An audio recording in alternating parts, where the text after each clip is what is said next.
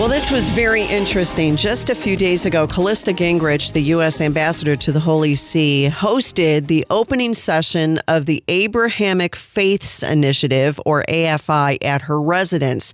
She described the initiative as facilitating discussions among faith leaders to advance peace and mutual respect around the world. But my next guest says this initiative really is just submission to Islam. So we're going to get some thoughts on it now from Islamic scholar Dr. Andrew Bostom, who's written about this over at frontpagemag.com. He's also the author of The Legacy of Jihad and The Legacy of Islamic Anti-Semitism. Dr. Bostom, always great to have you with us. Thanks for having me on again. Absolutely. Tell us what this Abrahamic Faiths Initiative is all about. I don't like the sound of it, but tell us what it is. Well, really, to cut right to the chase, it is capitulation to an Islamic worldview. It's obviously it's an ancient worldview, rooted in the Quran, rooted in the commentaries on the Quran, that in fact Islam is the primordial monotheism, and Judaism and Christianity have no claim to that role, and they kind of lost the thread of it. To single out one verse, there's a series of verses, but from Quran 364, so the third surah, the 64th verse to the 68th verse, but the singular verse is Quran 367, which literally says that Abraham was neither a Jew nor a Christian. He was a Muslim monotheist. And then the next verse, 68, says that in fact it's Muhammad and the Muslims that have the real claim to Abraham. And, it's not a minor theological point when you start to look at everything that's been attached to that idea, that the Jews and Christians literally corrupted their faiths, attempted to subvert Islam when it emerged. And then fast forward to the modern era, there was a Al-Azhar trained American professor of Islamic studies and the history of religions, Ismail al-Faruqi, who taught at a number of American universities, but spent the last roughly 20 years of his career at Temple University. And he came up with this Abrahamic framework, again, rooted in this idea for interfaith dialogue. And some of what, and he was not just a theoretical guy, Giant. He literally worked with the World Council of Churches, with the Vatican itself, wow, and effectively insinuated his ideology, which, unless you read it, yourself and read it carefully, it can sound more benign than it really is. I mean, in the end, it's a supersession of both Christianity and Judaism. And as a Palestinian of Palestinian descent, he was extraordinarily hateful towards what he called Zionism, and literally saw the Abrahamic interfaith process as a means to delegitimize and ultimately destroy and de-Zionize Israel, and incorporate it back into what really sounds like a global, Islamic State. But one of the things that he says that makes it very clear, he says it was this Islamic idea. He's very clear about this in what's perhaps his seminal writing. It's called Islam and Other Faiths. And he says an Abrahamic unity of Judaism, Christianity, and Islam based on the Hanifi religion, and he cites Quran 367 of Abraham. In other words, this pure monotheism. And then he goes on to say it did in fact exist in the Muslim world until Western imperialism, colonialism, and Zionism came to subvert it. Now, there's no confusing what that means. He's saying to literally go back to the classical triumphal age of Islam, and yes, that's the paradigm for Islamic dialogue. Yeah. And so, my mentor, Bob, you were about this a long time ago, and basically, she says, look, what he's saying in the end, that it's great. We'll have one global religion, and that religion will be Islam. That's it, in a nutshell. Right. Well, I still am hung up on this claim that Abraham was a Muslim. I mean, are you kidding me? You go back to Genesis 17, and God makes the covenant with Abraham, and Right. says, "I'll make many nations of you, and I will establish my covenant between me and you and your descendants, and it's an everlasting covenant." Islam didn't didn't come until much, much, much later. How in the world do you do this? Okay, so what they argue, I mean, it's an argument. Human beings can make up all kinds of arguments. Right. So what they argue essentially is that, well, you don't get the evolution of the Torah, you don't get the evolution of the Gospels till way after Abraham. So how could he be? The progenitor of Judaism and Christianity? It was just this vague sort of primordial monotheism. And oh, by the way, because of all your misbehaviors over the intervening years until Muhammad arrived, he's the only one who got it right. Oh, sure. And that's really what the argument becomes, Jeff.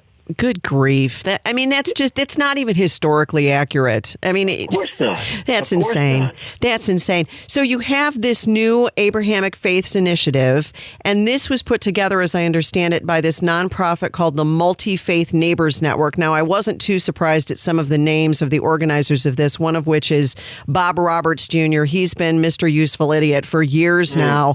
Everything he does is submitting to Islam in the name of interfaith cooperation and all this. I fail to see, though, what's in it for Christians and Jews. What is it? I mean, we're not the ones who are going around committing jihad. Why do we have to? I don't get this.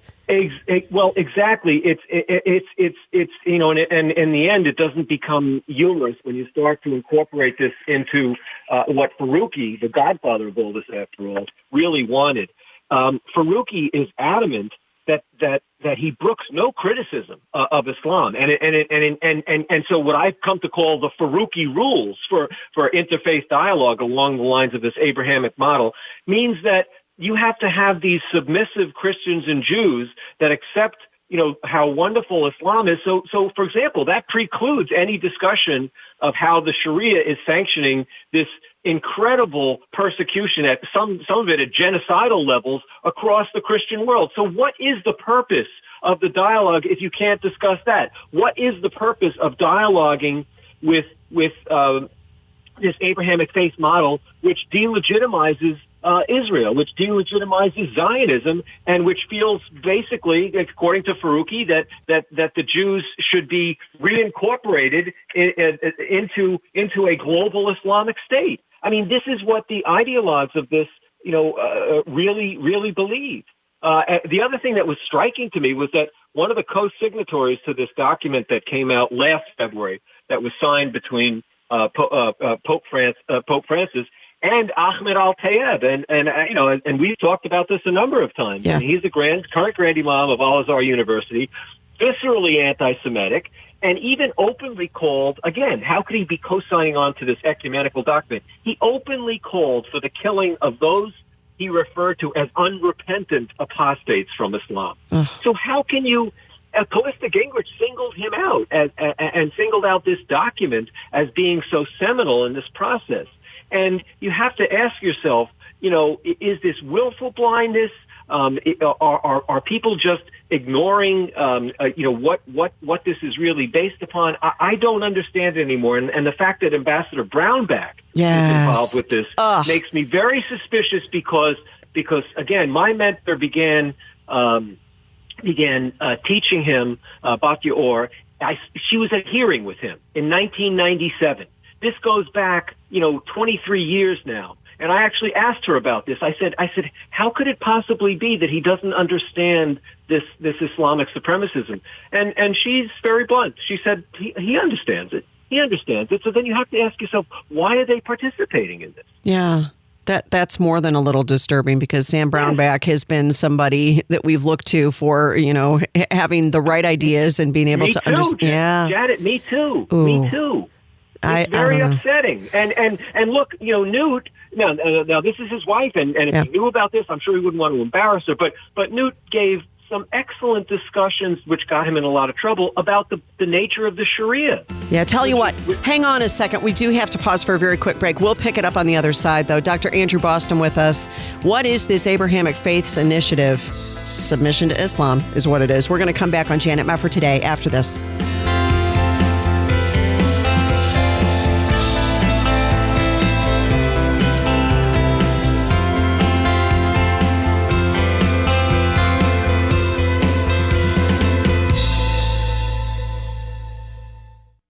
You're listening to Janet Mefford today. And now, here's Janet. Well, I do find this very disturbing, so of course I wanted to let you know what's going on here. Callista Gingrich, the wife of Newt Gingrich, former Speaker of the House, is now the U.S. Ambassador to the Holy See and recently hosted the opening session of what is called the Abrahamic Faiths Initiative.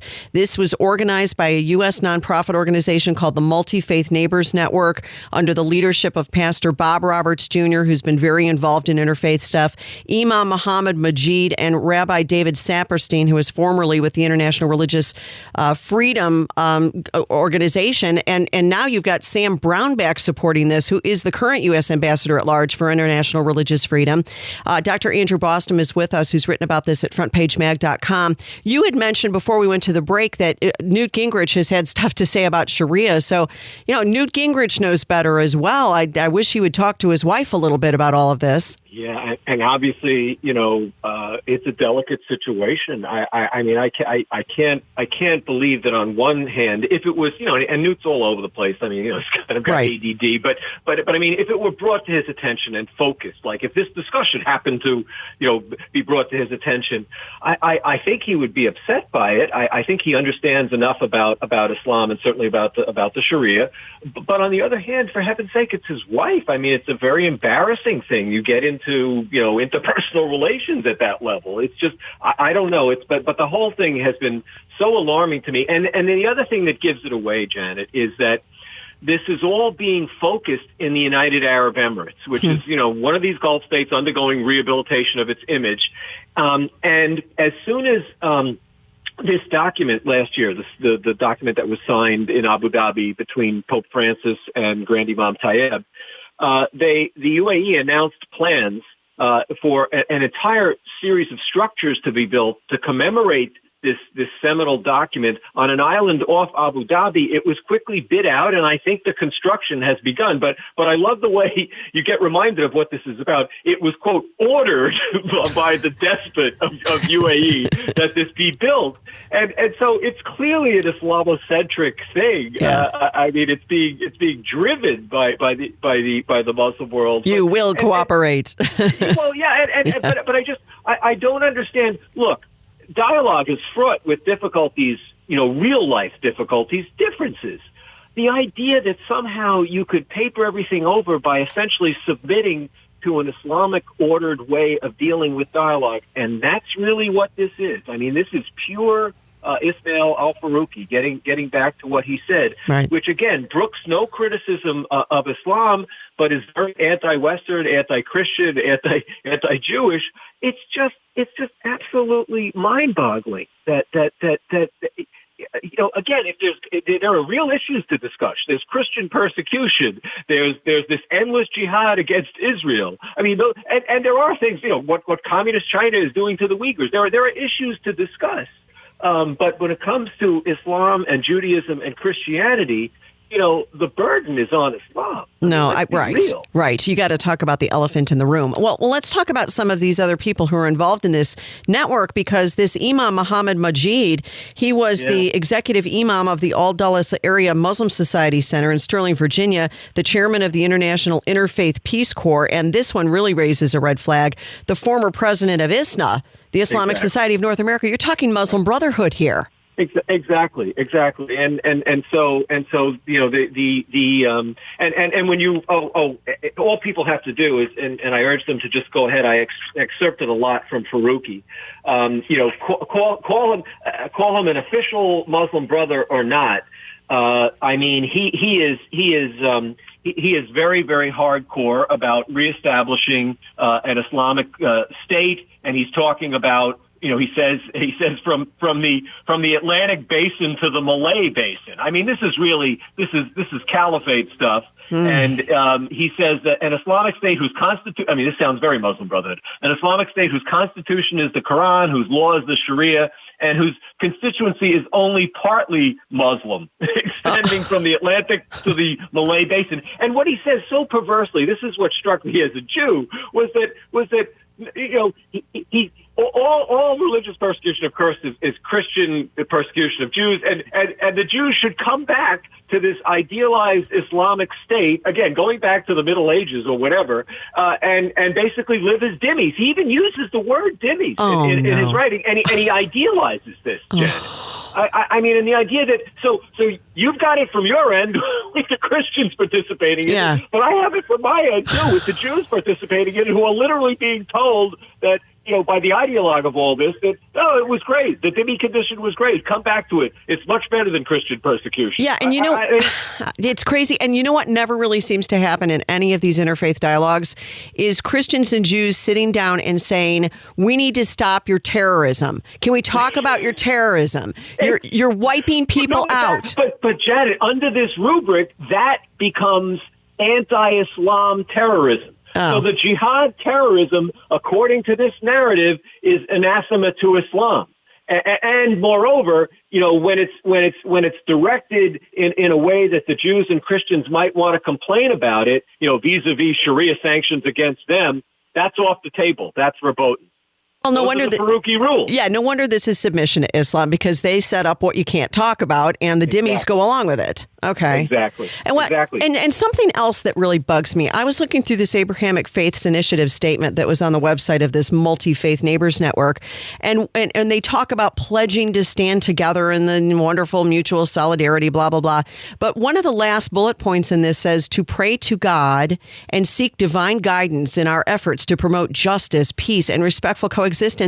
We don't have the same God. I mean, obviously Christians and Jews believe in the God of Abraham, Isaac, Jacob, and Joseph. They have a different God. Which God are we supposed to be praying to here? But that's part of the whole perversity of this. That we're praying, and we think we're praying to this Judeo-Christian God, but we're really praying to Allah. And after all, that just brings it back to Islam. Because we misunderstood the message from the very beginning, and Abraham was really a Muslim. It all comes back to that in the end, Janet. My goodness. Now, where do you see, you mentioned all these different statements that have been signed, and Pope Francis has signed things, the Abu Dhabi statement and so forth. Where is this all heading? Because people have also pointed out, well, the Vatican would like to bring everybody under the Vatican, and you've got Islam wanting to bring everybody under Islam. What is going on, do you think, with the interest in interfaith dialogue? Is there a broader agenda than what is meeting the eye here?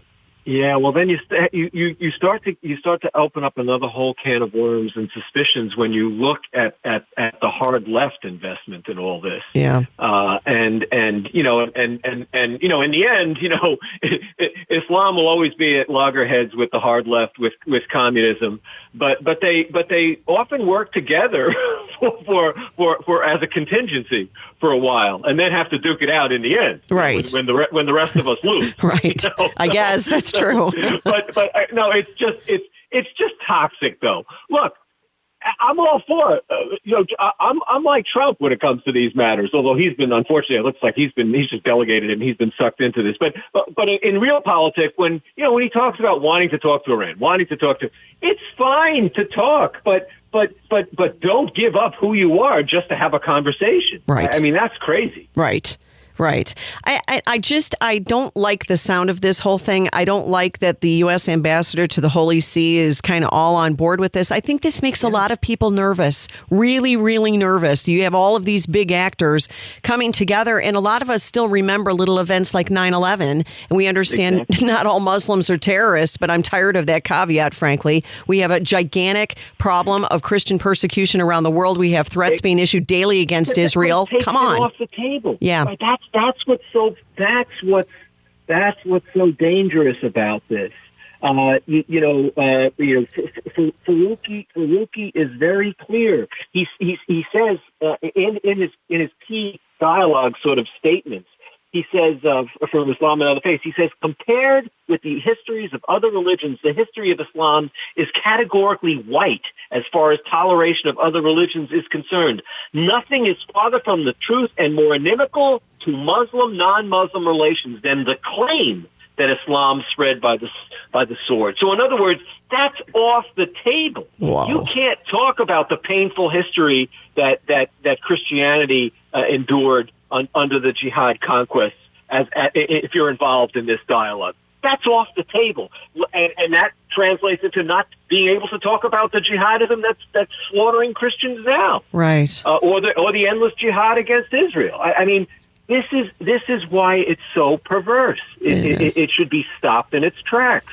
It is. And I get a little irked at the whole reference to Abraham being twisted, because they're saying in this document, as members of the family of Abraham, we stand in solidarity. What are you talking about?